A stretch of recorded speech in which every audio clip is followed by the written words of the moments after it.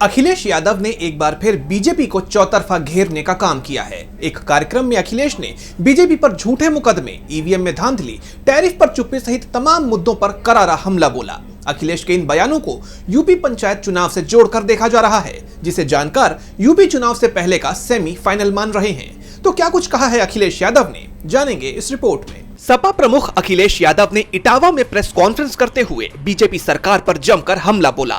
उन्होंने सरकार पर भेदभाव, अन्याय और झूठे मुकदमे लगाने का आरोप लगाया। अखिलेश ने कहा कि सरकार सच्चाई को दबाने की कोशिश कर रही है और अब उसका समय खत्म हो रहा है, क्योंकि उसके पास अब लगभग 400 दिन ही बाकी हैं। इसके साथ ही अखिलेश यादव ने ईवीएम के मुद्दे पर भी बीजेपी को निशाने पर लिया। उन्होंने साफ शब्दों में कहा कि ईवीएम को हटा देना चाहिए, क्योंकि इससे चुनावों में धांधली होती है और अब तो धांधली करने वालों की पोल भी खुलने लगी है। इसका मतलब ये है कि ईवीएम अब हट जानी चाहिए। ईवीएम अब हट जानी चाहिए। दुनिया के जो देश बात पूरी नहीं करने दे रहे। अगर बीजेपी वाले ये कह रहे हैं कि हैक करते थे, तब किस मुंह जाएंगे ईवीएम से वोट पड़वाने? ये जो वोट चोरी, वोट डकैती, चुनाव में जो धांधली करते थे, अब तो पोल खुलने लगी उनकी ना।